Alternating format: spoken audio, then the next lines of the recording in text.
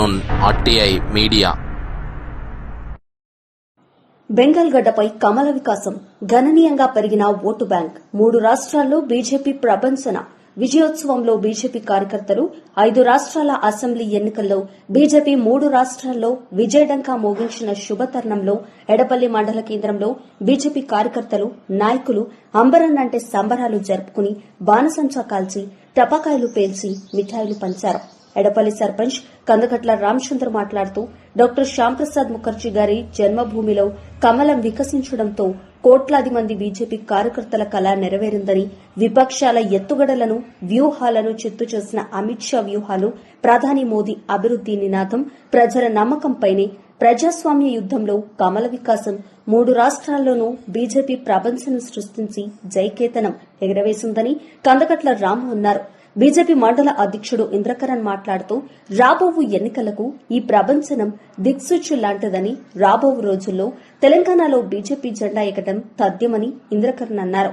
ఈ విజయోత్సవ సంబరాల్లో నియోజకవర్గ బీజేపీ నాయకులు శ్రీధర్ రెడ్డి, న్యావనంది గోపాల్, బీజేపీ మండల అధ్యక్షుడు ఇంద్రకరణ్, ఎడపల్లి సర్పంచ్ కందకట్ల రామచందర్, మల్లెపూలు శ్రీనివాస్, కరణం శంకర్రావు, లక్ష్మణ్ గౌడ్, కంజర్ నాని, ద్యాకం సాయిరెడ్డి, మీసాల రఘు, సాయి గుప్తా, బీజవైఎం సాయి, కళ్యాణ్ తదితరులు పెద్ద సంఖ్యలో బీజేపీ కార్యకర్తలు పాల్గొన్నారు.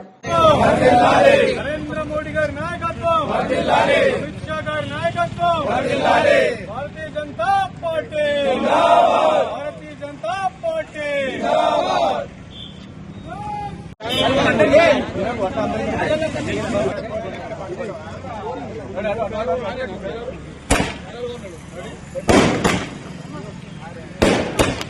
అమిత్ షా గారి నాయకత్వం, అమిత్ షా గారి నాయకత్వం, భారత్ మాతా కీ జై, భారత్ మాతా కీ జై, భారత్ మాతా కీ జై.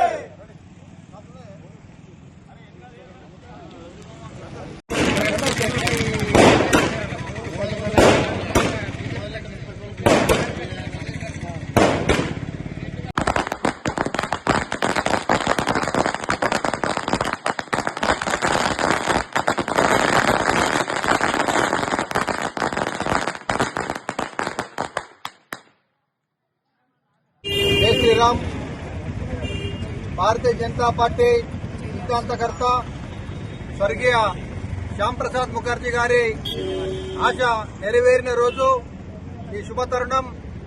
పశ్చిమ బెంగాల్లో అరాచక పాలనని చరమగీతం పాడి మమతా బేగంను ఇంటికి పంపించినటువంటి పశ్చిమ బెంగాల్ ఓటర్ మహాశయులందరికీ పేరు పేరున పాదాభివందనం చేస్తా ఉన్నా.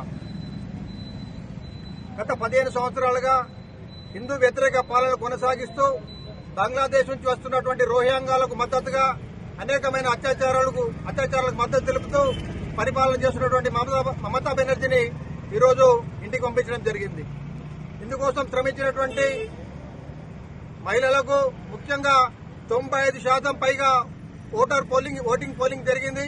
ఈ పోలింగ్ లో పాల్గొంటే పెద్ద ఎత్తున పాల్గొన్న మహిళలందరికీ కూడా పాదాభివందనం చేస్తా ఉన్నాను నేను. అలాగే వరుసగా 3వసారి అస్సాంలో కాషాయ జెండా ఎగరేసిన అస్సాం ప్రజలకు కూడా నేను ధన్యవాదాలు తెలియజేస్తా ఉన్నాను.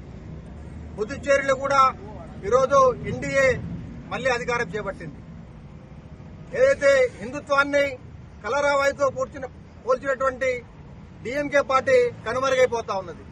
సనాతన ధర్మాన్ని ఎవరైతే రక్షిస్తారో వారికి హిందూ ప్రజలందరూ కూడా ఈరోజు పట్టం కట్టడం జరిగింది. అంతకు ఉదాహరణే పశ్చిమ బెంగాల్, అస్సాం, పుదుచ్చేరి 3 రాష్ట్రాల ఎన్నికలు.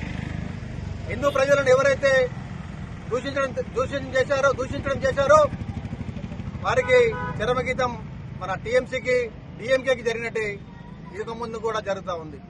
కాంగ్రెస్ పార్టీ చూసినట్టయితే కనుమరుగైపోయింది. కేవలం కర్ణాటక, తెలంగాణలో మాత్రమే ఉంటూ వాళ్ళు కూడా ఈ చివరి అంకంకు వారు కూడా చేరుకున్నారు. కమ్యూనిస్టుల పార్టీ చూస్తుంటే వారు ఎలిసిపోయిన జెండాకు ఎరిపేసుకున్నట్లు వారి యొక్క పరిపాలన ఉన్నది. వాళ్ళు మొత్తం కూడా మన దేశంలో ఒక కేరళలో పరిపాలించేవారు. ఆ కేరళ కూడా ఈరోజు వారి చేతుల్లోంచి వెళ్లిపోయింది.